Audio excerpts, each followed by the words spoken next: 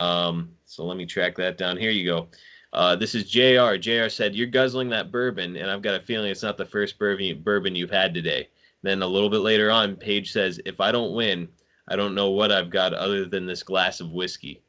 And then I said, "Nothing like making the top baby face look like a drunken loser." And it's true. He doesn't know what he's got in his entire life except for a glass of whiskey. Like, who says that?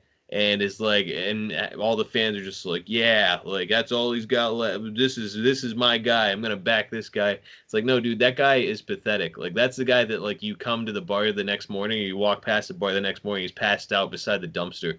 Like, like I can't respect it. And no, they're like unintentionally burying him with this stupid drinking angle. You know, And I by the way, don't. Dominic, I'm not usually the one who says like, hey, you're being insensitive, but there's a lot of people out there, a lot of kids are watching this who have alcoholic parents. And I just think all of it's in poor taste.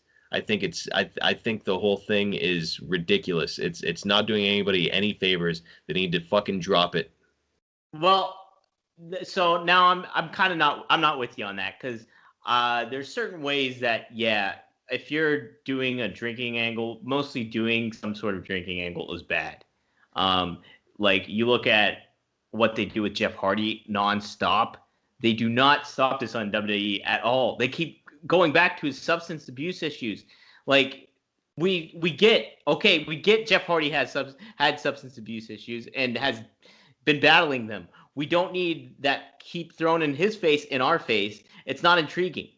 This is like, okay, Adam Page was a fun drinker. Okay, he was a fun drinker, and he would come out, kick somebody's ass with a drink in his hand, pretty badass. Um, this is kind of like, okay, he's down on the dumps, and he's still hitting the hooch here. It's a little depressing, and I'm with you too that like they kind of had to steer away from that because it was getting into that muddy water of like, this is a kind of a turnoff more than it is like intriguing and engaging. But I think it's going to be again with the follow through of what happens at Full Gear and how they go about it that way. Now, if they continue this whole thing of him being a depressed drunk and stuff like that, I think there's going to be an issue. But if he somehow finds redemption or anything like that against that cocky Kenny Omega, then I don't think it's necessarily an issue, and I don't think it's something that they're playing with. They're not necessarily playing with fire here. I think they're kind of handling it in an appropriate way where it's like, okay, people drink and people get hammered and people get depressed when they're hammered. He's not. I mean, if it continues further, it'll be bad, but I don't think it will continue further. And if they don't do it, I think it's going to end up being a positive than a negative. Well, they need to get out of it and just it's enough. And here's how, by the way.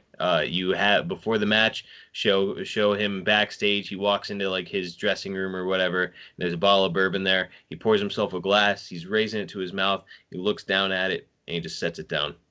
And he goes out for his match. And he goes out for his match. Exactly. And then no more with him drinking. Like he can come out with a beer every once in a while and kick somebody's ass and grab his beer again and walk back there.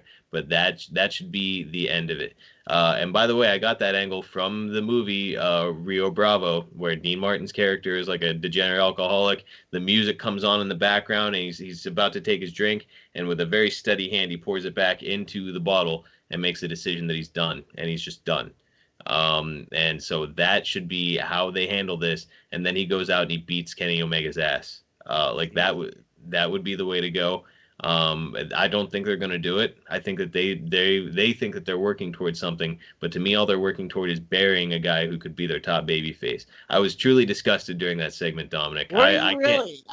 can't I can't emphasize it enough that it's like I'm just tired of seeing it on my TV. And like I said, man, it's there's so many, like it or not, a big part of their demographic is a younger viewing audience.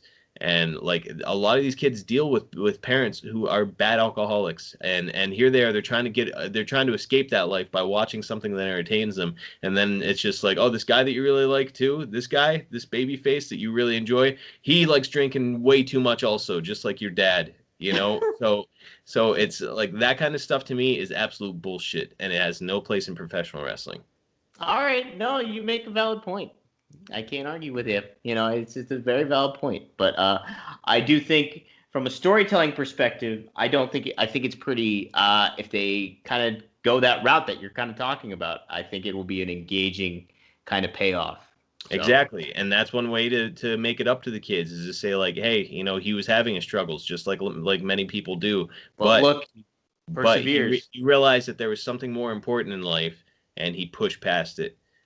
So that's the right message to show these kids, and I hope that they do the right thing, because I am tired of. I'm honestly getting to the point where I DVR most of the episodes and then like play catch up after about an hour has elapsed. I'm getting to the point where when Kenny, or rather Adam Page is on my screen, I just want to fast forward it. I don't want to see him. I don't want to hear it. I think it sucks. Interesting. Yeah. No, I mean it's a fair point though. You do make a fair point. Mm-hmm. Um,